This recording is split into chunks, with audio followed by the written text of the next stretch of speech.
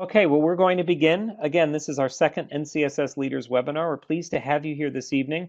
We have a very packed agenda tonight. So this webinar will be recorded. If you have any colleagues who are community chairs, vice chairs, leaders of our committees, of our affiliated councils or other associated groups, we'll give them access to this webinar so that they can share in the information as well. Again, we have a very packed agenda tonight for our second webinar. What we wanted to do is run through our agenda with you now and welcome our guest speakers tonight. And first on our agenda is we're going to just talk very briefly about our NCSS strategic plan, which was approved by our board of directors after our last webinar in November.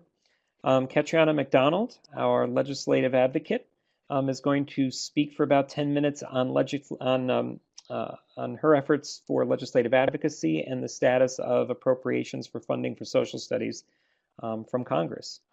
We're also going to share our SLI agenda for this coming summer. You may notice a name change. We are looking at calling it the Summer Legislative Institute. A little bit more on the agenda for that event, as well as information on dates, locations, and some of the outcomes that we hope to achieve from our revamped format this year. I'm pleased to also welcome Nick Lawrence, the chair of our NCSS Technology Community, who's going to be talking about some of their strategies to grow their community and turn it into a year-round place for shared learning, professional resources, and events. And Nick, you can see him at the bottom of your screen right now, and he'll be taking over at 8:30 to share strategies with members from his community. And then at the end of our session, we're going to talk about a proposal that I'm grateful to Janice Kaiser for recommending. The two of us have been working together with Terry Cherry, our president-elect, on a concept for a leaders forum at our San Francisco conference. So that will be at the end of our webinar. So by now, hopefully you know that our board of directors approved a strategic plan at the board meeting in November, and our strategic plan is built on 5 priorities: collaboration, communication, innovation, inclusiveness, influence, and leadership. We've been working right now over the past few months on unpacking these 5 priorities, and we've been doing this in 2 places. One is we do have an internal ad hoc committee that is composed of representatives from our associated groups, our board of directors, and our staff who've been working on developing actions that relate to these 5 priorities. And our own team at NCSS has also been unpacking these 5 priorities and figuring out how we can best grow our departments in the next year to 5 years through this strategic plan. I know this text, it's a little small, so it's kind of tough to read it, but I wanted you just to see that we do have a document on our website that outlines the strategic plan and highlights the 5 priorities and the sub-priorities underneath them. And again, this is a guiding document for our organization for the next 5 years or so. And it will be revisited, and our team is also going to be looking at goal setting using this document every year. So again, we welcome your input and your feedback on the strategic plan itself. Please feel free to contact me, contact board members at any time with your thoughts or ideas on how we can best realize this strategic plan in our daily work as an organization. We're very excited for it. I think it's a great time for us to look at how these 5 priorities can help us grow. And for those of you that have been following some of the blog posts and other things I've been putting out on social media the past few weeks, I'm getting excited because I'm realizing we're entering our 2nd century, and both as an organization and as a profession. And so it's feeling like the time is really strong for us right now as NCSS to take a look at what we want that 2nd century for us to look like. So again, we invite feedback at any time. Please contact us at any time with your thoughts, ideas, strategies for making this plan come alive in our organization. So I'm pleased to welcome Kat McDonald to share with us a legislative advocacy update. Kat? Good evening, everybody. So Larry said that this was going to be an update on my activity around appropriations, but actually this is an exhortation for you and your activity because it's going to take everybody that we can bring to the table to push this appropriations request across the finish line. It's a really exciting time because we are closer than we have been really at any time in the last 6, 7, 8 years to getting funding for specifically for social studies instruction. But there's still a lot of work to do. So just as a reminder, and I know you know this, but in case you haven't been living and breathing this for the last however many months, um, ESSA created multiple new sources of funding to support the social studies. The Student Support and Academic Enrichment Grants are broad grants that can be used for multiple topics, including civics, geography, economics, and history. The national programs are grants to nonprofit organizations that are developing techniques to improve instruction in civics, uh, geography, and history. And the idea there is to make a menu of demonstrated effective approaches available to different schools so that they can choose and school districts can choose the one that is, or multiple different approaches that are the best fit for their students. And last, ESSA created congressional and presidential academies, which are 6-week long intensive summer programs for students and for teachers. So that's what was authorized in ESSA, but now we actually have to get that funded. So as we see on the next slide, we're well into the federal 2017 fiscal year, which started on the 1st of October of last year, but funding decisions have not been made final. We are operating under a continuing resolution that keeps the government open through April 27. And the goal is to finalize an appropriations bill before then. The House and the Senate have each produced labor education appropriations bills, and the House legislation has the best numbers for the social studies. For the Student Support and Academic Enrichment Grants, it's $1 billion nationwide. The national programs are $6.5 million a year, and the academies are $1.8 million a year. We are really fortunate that Congressman Tom Cole of Oklahoma, who is the chairman of the House subcommittee, is a big fan of history and civics in particular. He's the co-chair of the History Caucus in Congress and has been the sponsor of the Sandra Day O'Connor Civic Learning Act for the last several Congresses. So 2017 has not been finalized yet. But because they're so late, as you'll see on the next slide, Congress is already starting to work on 2018. As I said, social studies has very strong champions, including Chairman Cole, but he needs support from his colleagues.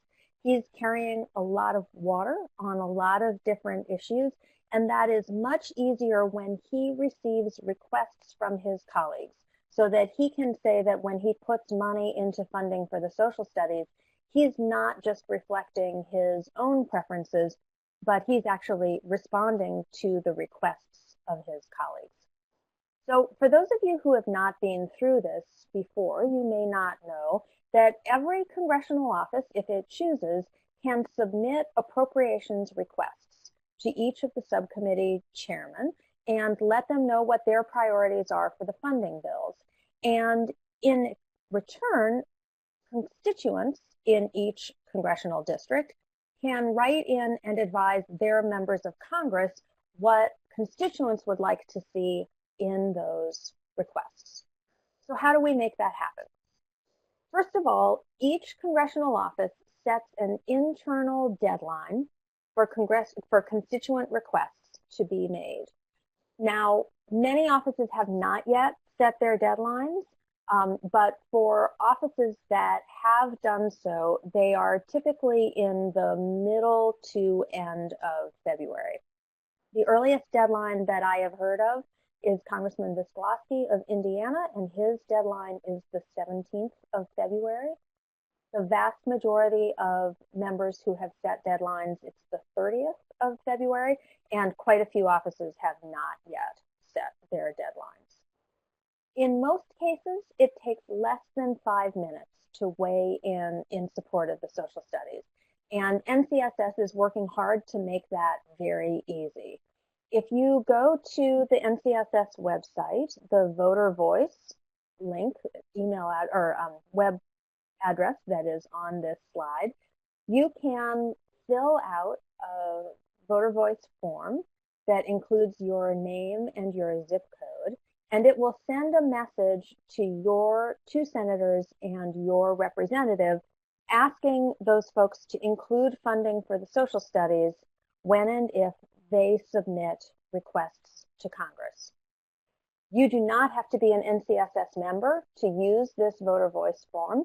It's really exciting that NCSS is making that available to anybody who wants to support the social studies.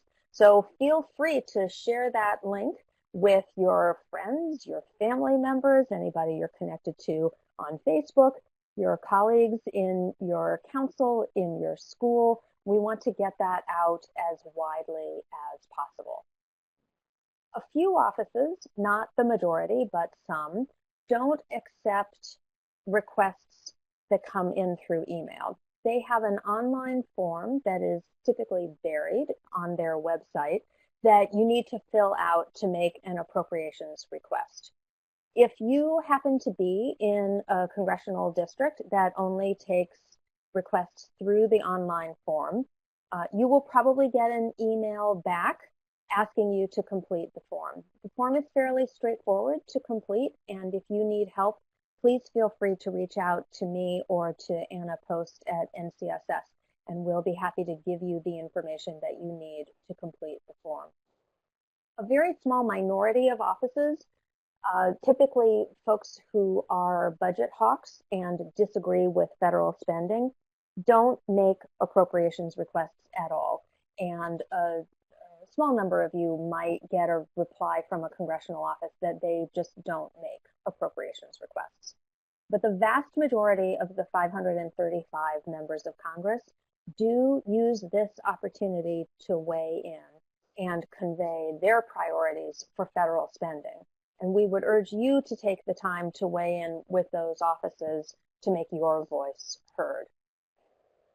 So it's worth taking a couple of minutes to think about. For those of you who are the leaders in state councils, how can you organize within your state council to get the most voter voice requests in?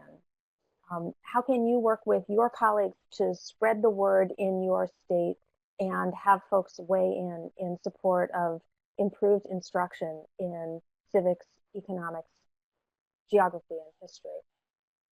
And then for those of you who are the overachievers, and we love you,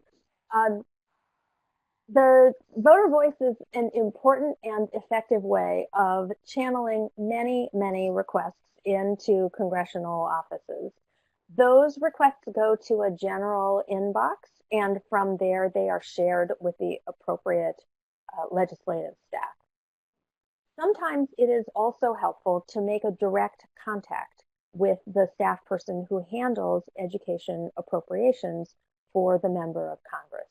And it is always a good idea, in addition to voter voice, to see if you can organize a couple of people. It does not need to be a long list, but 2 or 3 folks who would reach out directly to the legislative aides who handle appropriations, either through email or through a phone call.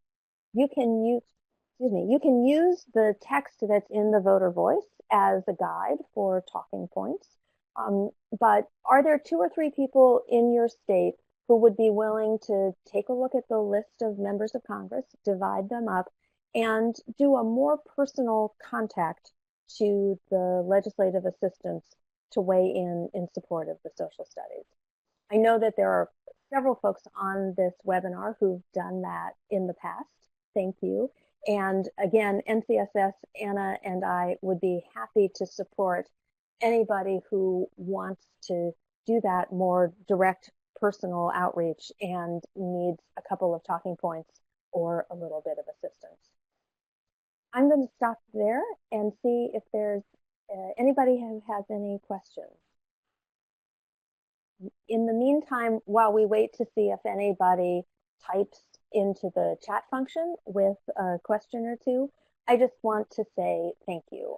I feel like right now, in particular, right now, many of us are looking for ways to make our voices heard and to defend the teaching of the social studies, which feels more important than ever.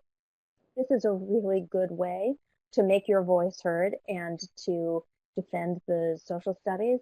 And I would like to say in advance how much I appreciate your putting your shoulder to this wheel to try to make progress for civics, economics, geography, and history. So, Larry, it sounds like we don't have any questions. Okay. Um, Nick does have one question. Is this the time to create dear colleague letters to propose to our reps?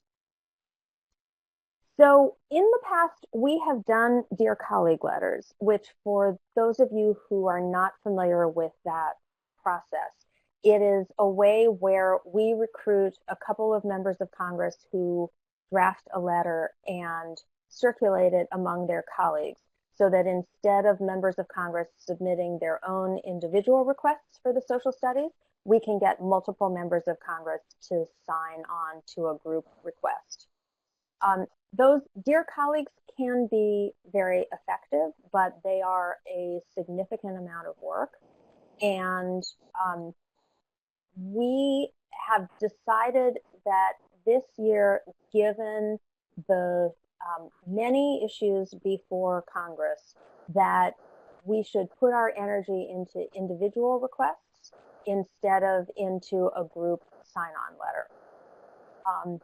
Last year, when we did the social studies dear colleague letter in the House, we got fewer than 30 signatures, in part because there were many offices that were reluctant to sign on to group letters. So we are not planning to do a dear colleague letter this year. We, in consultation with other groups representing the social studies, are doing individual requests. Thank you. That was an excellent question.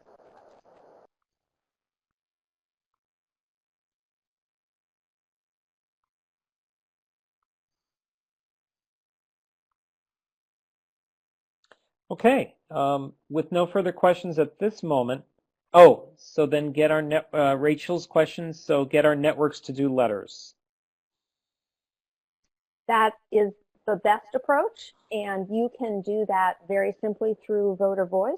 And again, if there are a couple of folks who want to go above and beyond, and you can split up the congressional delegation among you and make some telephone calls or send some emails, even better.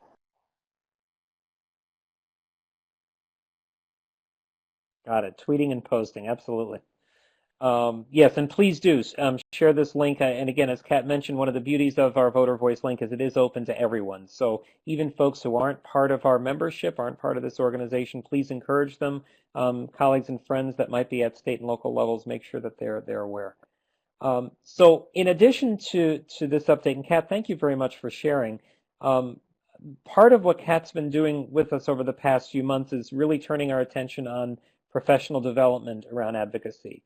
I appreciate the feedback that you've given to me as I started with NCSS over the past few months, learning from you about some of the professional learning needs that you have and where you'd like NCSS to put more of its energy around support. And one of the areas of support you've asked for is around advocacy, and not just how to do it well, but how to create toolkits and resources that you can take back at a local and a state level to do advocacy there. And I think with the reauthorization of ESCA, it's obviously putting states in a driver's seat much more with education and with social studies. And with that said, we wanted to retool our SLI experience that we have every summer to focus on legislative advocacy, but also break up into different strands that can support what you would like to accomplish in advocacy. So anyone who's got a drum roll please, we'd like to preview with you our Summer Legislative Institute and are thinking about how this could work a little differently for this year. So we've set the date similar to how we've done in the past, the second week in July, Tuesday, July 11th to Thursday, July 13th, typically a time when Congress is in session and we're able to do advocacy on Capitol Hill with our congressional leaders. We're in a new location this year. We're going to be at Discovery Education's World Headquarters in Silver Spring. Those of you who are familiar with the DC area, when you either fly in or take the train, we're just a few stops north of Union Station and about 10 or 12 subway or metro stops from the airport in Silver Spring, Maryland, which is also home of NCSS as well. So we'd like to welcome you to our offices while you're in town. We are able to offer this experience for up to 50 participants. And we're encouraging all of you on this webinar to think about attending. So this event is intended for members of our board of directors, our affiliated council leaders, meaning the president or the executive director of a state or local council, our community and committee chairs, our associated group leaders. And each of you are invited to attend this event for free, but we wanted to open this event up as a professional development experience for all of our members, as well as for people who may not be members of NCSS, but want to learn how to advocate for social studies and by design want to join our family of social studies educators.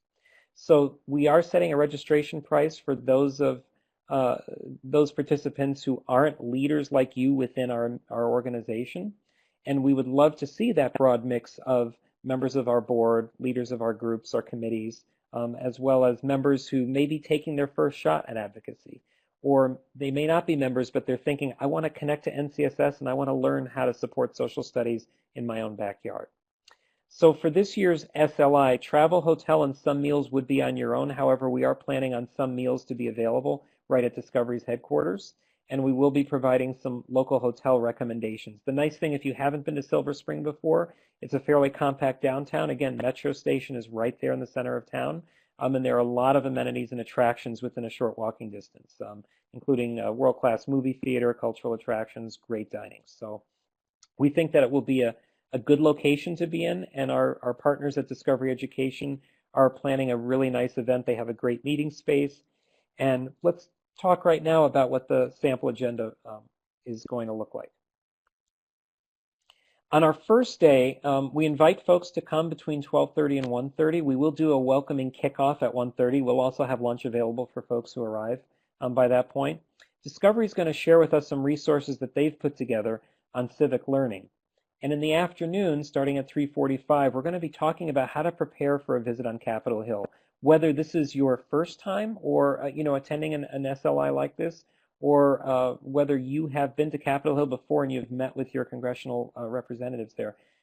We want this to be updated guidance on the major talking points to focus on for this year, ways in which you can engage either your congressional representative or their staff.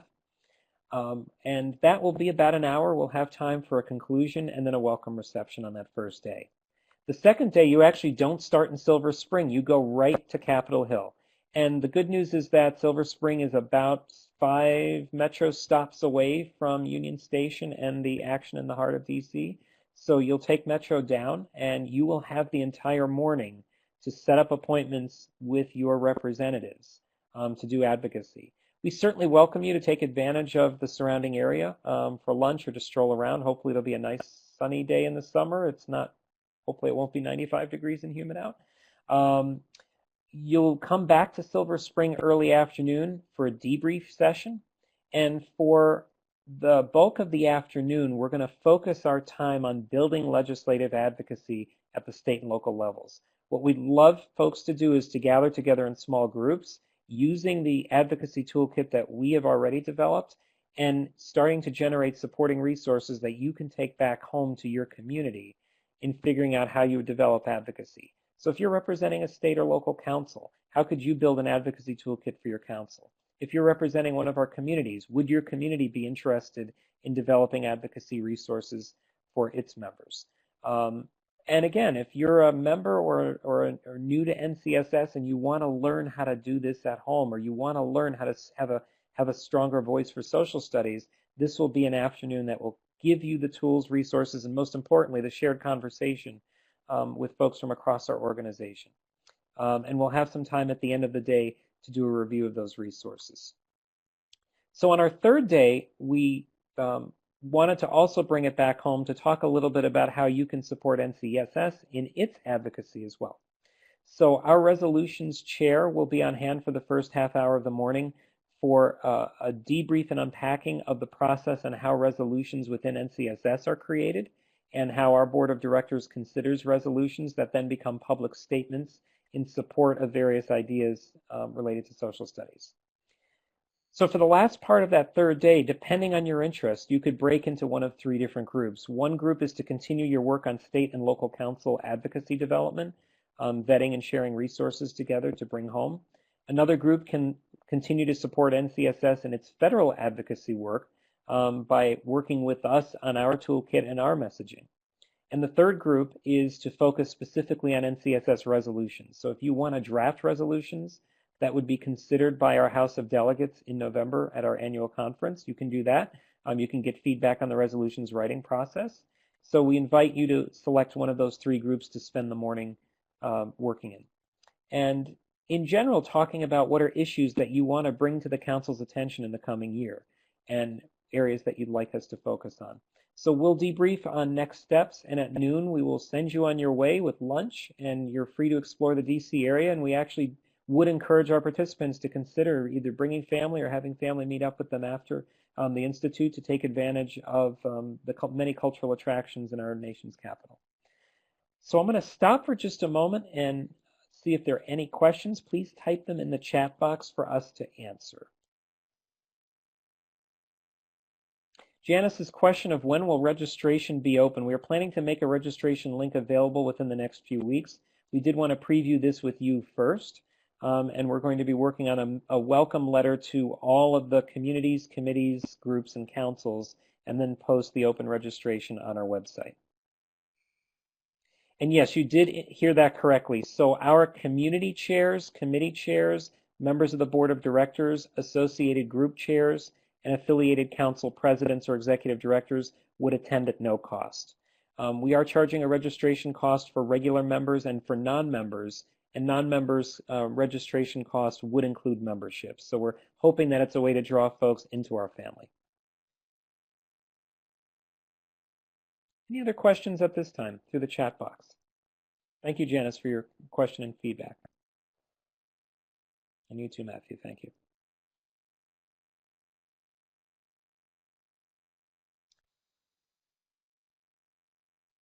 Okay, so we'll continue to keep you updated on the progress of this. As you're thinking about feedback, especially as the webinar ends, please feel free to email me directly at alpaska@ncss.org with comments or questions so that as we post a final agenda, it's the best that it can be for this year.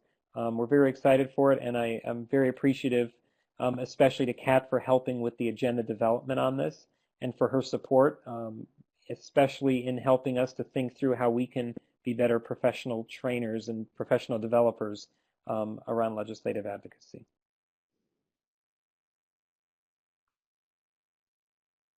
So I'm now pleased to welcome our NCSS Technology Community Chair, Nick Lawrence. Nick has been very active in growing the technology community, and I invited him to join us because several of the strategies that they've been working on I thought might be of interest to other communities and committees, especially if you're thinking about how you get more active, how you start to share your presence more on social media, even building a more active presence during the annual conference itself. So Nick, I turn it over to you, and again, thank you for your time this evening to share how your community is growing and how to manage that growth. Sure, thanks, Larry. I wanted to encourage people, if they have questions along the way, to use the chat feature. A couple of our community members are on with us. Our vice chair, Kim Gilman's on. Corey Green is on as well. She's the president for the Kansas Council as well, but she's a very active member in our community. Larry reached out to our community to just kind of go through what were the big things that have been happening in the last couple of years, and how did we arrive at that. A couple years back, I think in Boston is when we really took off, when we had our regular business meeting, and a bunch of us who'd showed up to that meeting a number of times said, well, why don't we make this thing move? Why don't we set some time aside to discuss why this is important to us? Why do we rally behind technology within the social studies, and how can we, make this a place to have real conversations about the work we do and what we're passionate about. So I have a couple of ideas about that. I'm looking at the chat. Corey said that I'm echoing. Is that true, Corey? or anyone who can respond verbally.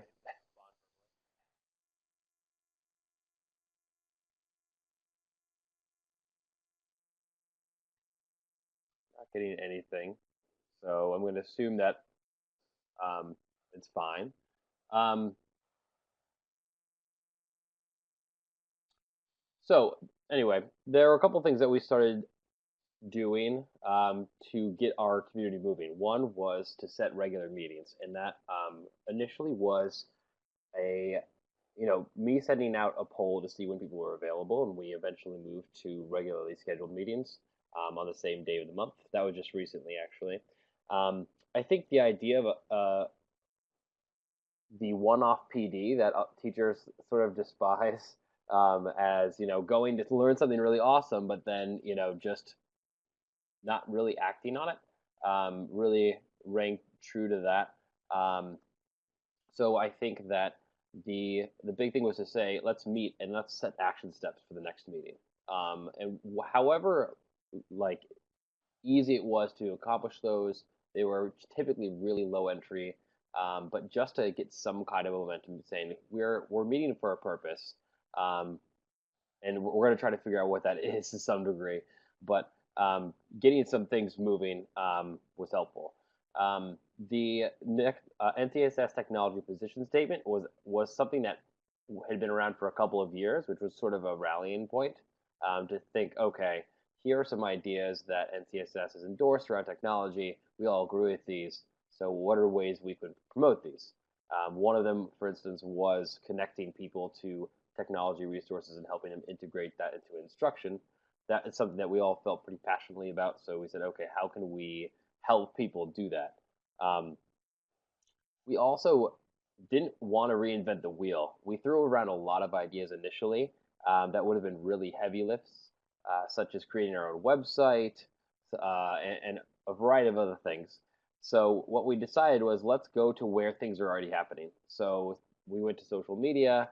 Um, we tried to connect with the national team around using their listserv um, because they do communicate well and with a lot of people. So um, we wanted to make sure that the actions that we were taking were going to have some effect and we could see some results rather than trying to spend a lot of time and energy building something brand new that we might then have to spend even more energy getting buy-in from people who weren't working with us. The last bullet point, I'm not sure if you can see it real well. Let's see if I can scroll down a little bit. Yep, connecting the national team. One thing that I've done a lot of, and I initially felt that it was pestering, but I do, as a community chair, I reached out and emailed the national team quite a bit. So David Baylor, who is in charge of organizing the conference, Susie Griffin, who was the executive director before Larry. Larry and I emailed back and forth quite a bit. Because when our community comes up with ideas and we say here's what we want to do, we want to bring it to other people on the national team and the board and wherever else, and try to see what's possible and really push the thinking of other people as well to see what we can do to support the council and all the council members. So those were big things that we felt were jumping off points and game changers for the way that we were operating. Um, the national conference was another thing that was already happening. Right? We didn't need to create a conference, like an NCSS technology conference. This is a place where people come together. So we wanted to see how could we expand our work there. Our vice chair is actually our point person for our national conference planning. So I was going to turn this slide over to her so she can kind of talk through what we've done with the national conference. So if Tim is on, if she could give some speaking access to Kim, I think I saw that pop up.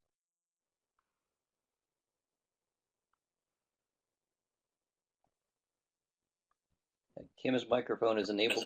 She is. Hi, this is Kim. Can you hear me now? Yep, I can. Okay. Okay. So we recently kind of broke up into working groups, and I am the point person for the national conference. And what we're focusing on is our 2 sessions. And we typically do a showcase where we focus on technology, and then a town hall, which focuses more on the conference itself and what we could be doing for the conference to support technology. And then 2 years ago, New Orleans, was that two? Yeah. 2 years ago, we started the idea of, started with a tech table, and then we have brought that forward into a more focal point of a tech lounge, as you can see in the picture there, expanded where we could offer face-to-face tutorials on technology, talk with other members, recruit members for the technology community, share ideas, and sort of envision the future. And again, that happens also with the town hall, where people are invited to come in and share what they see for the future of the conference, a lot of which includes technology. Great. I think also one big thing about considering the conference itself, and something that we started expanding into, and we'll talk about in the next slide, is just that when you arrive in a space like a conference, whether it's a session, whether it's in a tech lounge, something I really promote is considering who's in the room. So you may come in with a bunch of intentions or like hopes and dreams about what's going to happen with your time, but then really considering who's there. It's a lot like, just teaching, um, considering which students show up that day, and what is it you're going to accomplish with them. What is it? What are your goals? But even as a student in that case, like consider what are the strengths and weaknesses of the people around you, and what are the things you can accomplish collaboratively to reach the sort of desired ends that everyone sort of has in mind. So I think that strength of the national conference is to find spaces to talk with people face to face.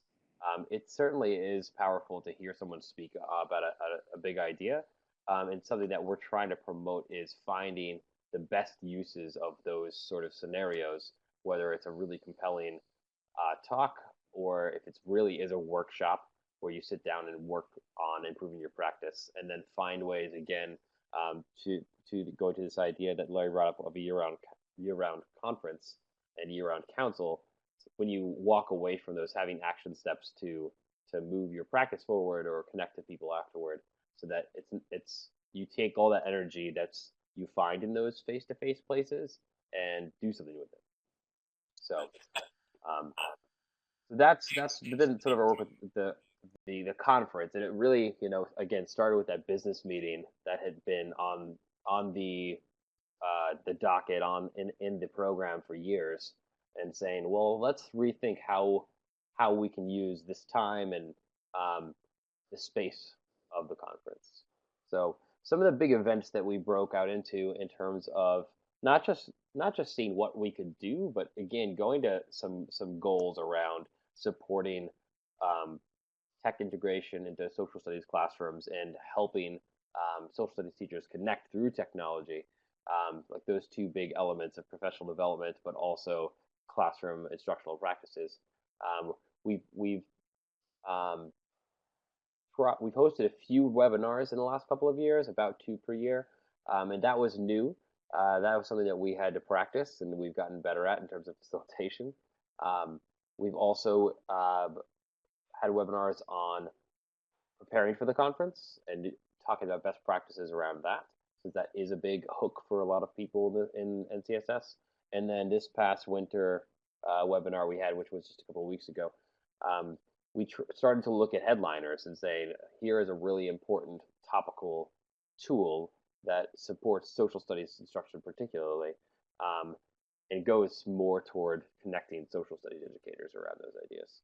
So we're still working on how to develop a series that is within the scope of our community, and that again continues to unfold. And we've been trying to think even more how to clarify what it is we're working to do. Um, but that is one of the things we've been working on. The second thing that we've done online, both in supporting what's going on with SS Chat and hosting our own, goes back to this idea of working with what's already going well and already there. For those not familiar with SS Chat, it's a Twitter chat. And the way those work are you search for a certain hashtag and you follow it through at a specific time and day. These happen every Monday night, and you can submit ideas for hosting them. They always have quite a few people jump on and answer some questions that are posed by the host, and then they're archived and made available for everybody. So they've had some pretty impressive um, folks on there, like I believe Secretary King was on there, former Secretary King, and some other pretty big names in the social studies as well, hosting those and participating in them. So we knew that they have done phenomenal work. It's Dan Krutka and a team of educators um, from various spots around the U.S. who host these, and we said, well, why in the world would we start our own if we can jump on and support that one? And it's already doing what we're trying to do in terms of using technology to connect people around ideas. So there's no reason that we need to start something brand new. So when thinking about growing whatever group it is that people may be leading or hoping to start, thinking about what is already going on in the state councils. If you're looking for at a national community, for instance, what's going on at local councils, um, thinking about what's going really well and connecting those dots instead of feeling compelled to start brand new things. And I think that's a really important thing for a council that has so many different layers and levels is really highlighting what is going well and building off of it. So let's see. How am I doing on time? I've got a couple ideas left, and then I got to turn it back over. The funding, I know that Larry brought up. Um, we have a few sources of support. At the conference last year, we started crowdfunding. I think we did a GoFundMe to help support the cost of the tech lounge, which included some setup costs with a screen and a couple of other things. We also got donations. You can see from this picture. This tech community supporter has a nice Pear Deck pair. You can see a Nearpod shirt down there at the bottom. So we had some giveaways for tools that we endorsed to the extent that our members feel that they are game changers in the classroom. Um, for us, this is something on the side, but we don't endorse products just because they're giving us money for anything. Um, we endorse products that we use in our classrooms that we think are real game changers for our instruction. So that's one source. In addition to the crowdfunding, we've looked into some sponsors around that idea. And we do have some support from one of our members' districts in that they pay for the WebEx platform we use to meet on a monthly basis and for our webinars and that sort of thing. So that's been a big help. So those combinations is where we get. It's not even hard and fast funding. Most of it's just sort of peripheral support, and also the national team has been helpful, really helpful in terms of um, well, like just support in general, like supporting our ideas, but also being able to move some things around at the conference to support us where some things may have costed money otherwise.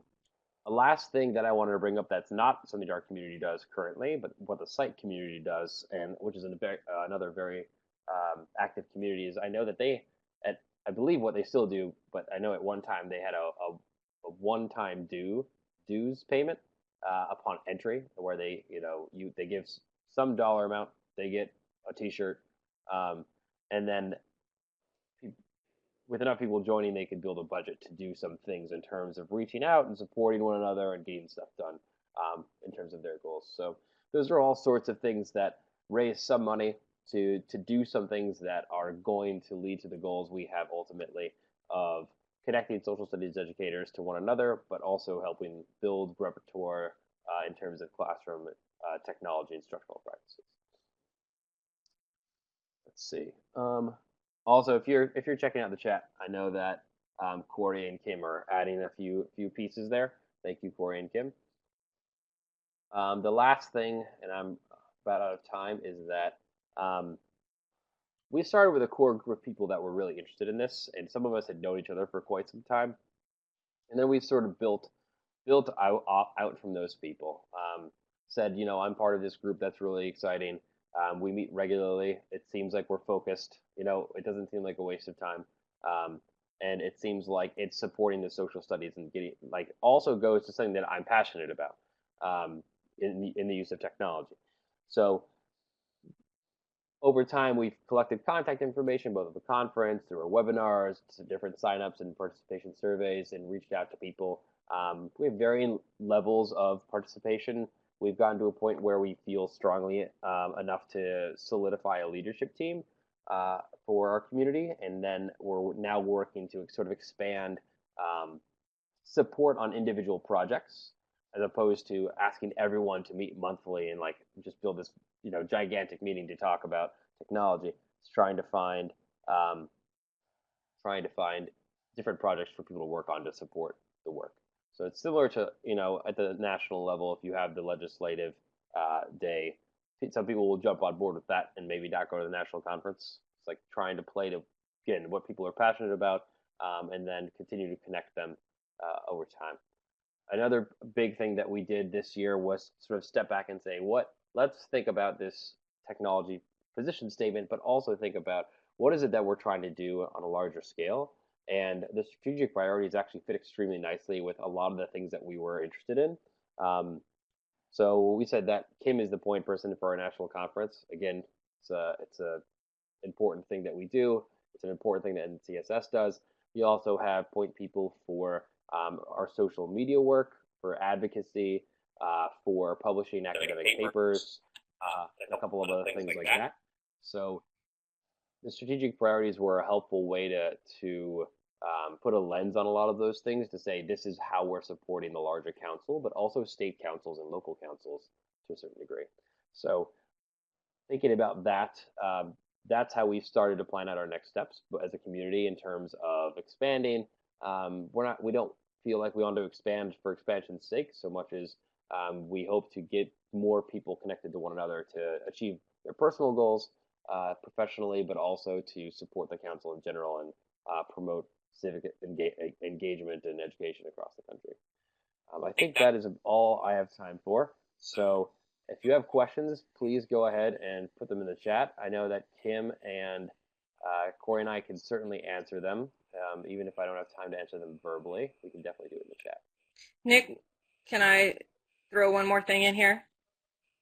Absolutely. I did just want to mention that one of the things that's come up quite frequently is our desire to work with the other communities in tandem on several different issues, especially regarding the national conference. And so I'm happy, to send my contact information, but I think there's a lot of tie-ins between the communities, and I think we can help each other, support each other and support the conference and support NCSS and support social studies by working together. Definitely. Absolutely.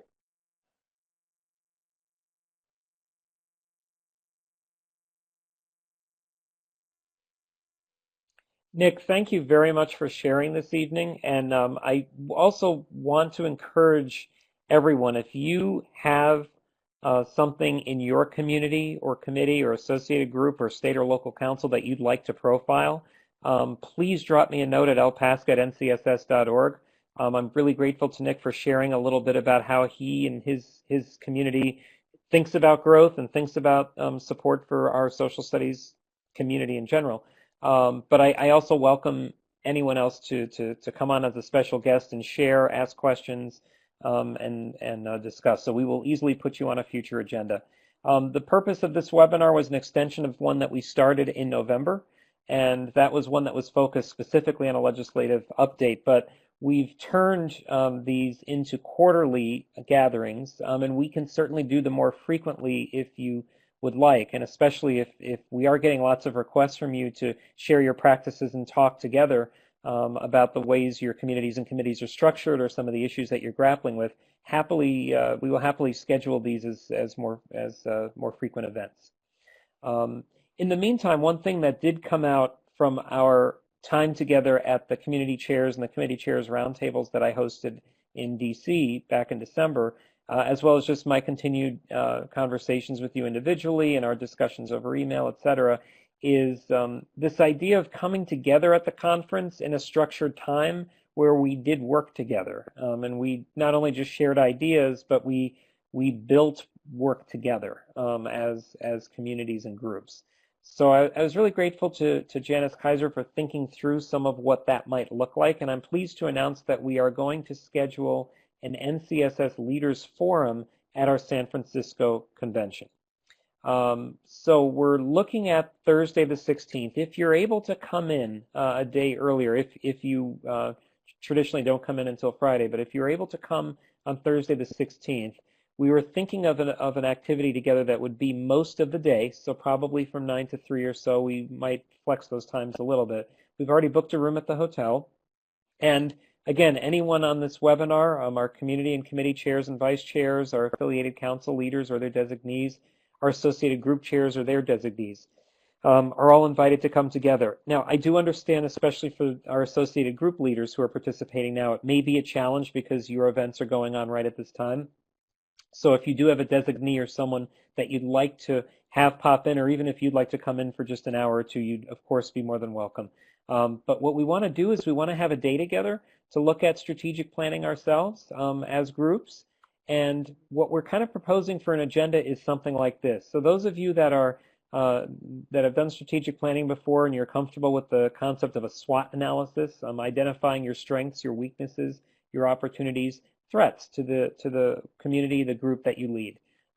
We'd like to do a SWOT analysis together as groups and think about how, as a group of leaders, as you are on this webinar, move forward together with NCSS in implementing the strategic plan. We were also thinking of some time for professional development to support advocacy efforts within each of our groups. So this would be shared conversations, facilitated conversations with everyone, with the goal being of supporting each other's advocacy work that's happened over the year and that you'd like to expand into the coming school year. And then we thought to, in the afternoon, take a deep dive together into our strategic plan and look at your role within it as leaders of our various groups and communities. By that point, we will have seen specific actions from our board of directors that are going to be approved for the organization for the coming year.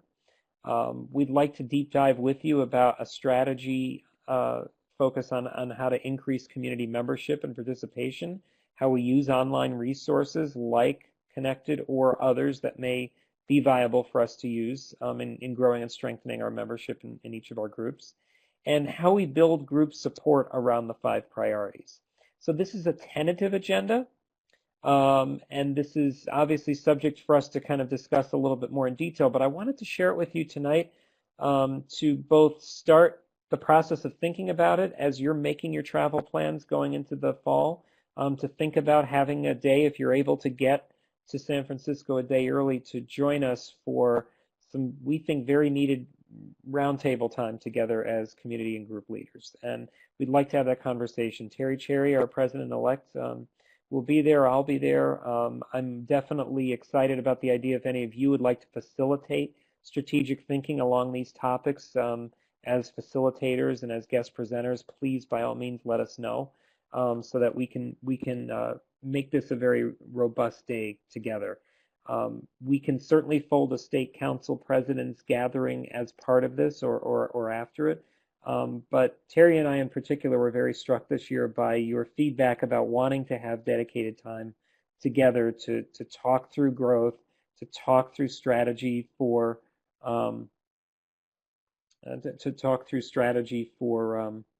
the future of our organization and the roles that you as groups and community leaders play in that. So welcome any thoughts or feedbacks on our chat now. I thought my video camera was going the whole time, and I don't think it was, so you missed my wonderful expressions, but now you see me live.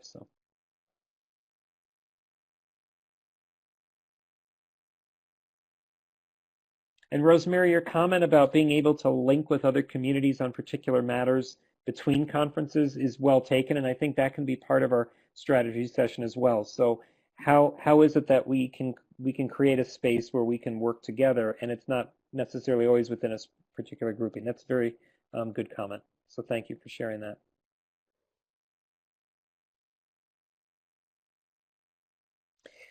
So We have a couple of other ideas for leaders webinars. Our next one is scheduled for May. We may announce one in April. We're currently working on some arrangements right now with one of our professional development partners. So look for that announcement coming up. But in May, we're planning to have a leaders webinar. One part of it would focus on an introduction to the resolutions writing process as we start gearing up for the summer and start gearing up for our House of Delegates this fall. However, again, if you would like to have some time on this webinar to share a promising practice, a good strategy, solicit questions, or get feedback on something that you or your group are doing, again, please email me and we'll happily put you on the agenda for our next webinar. So again, on behalf of Kat, Nick, Tim Daly, who's provided all of our technical support tonight, thank you very much for being a part of this webinar this evening. It's been a pleasure having you, and I hope this was helpful, and please stay connected. And we look forward to seeing you soon and definitely in San Francisco. Have a good night, everyone.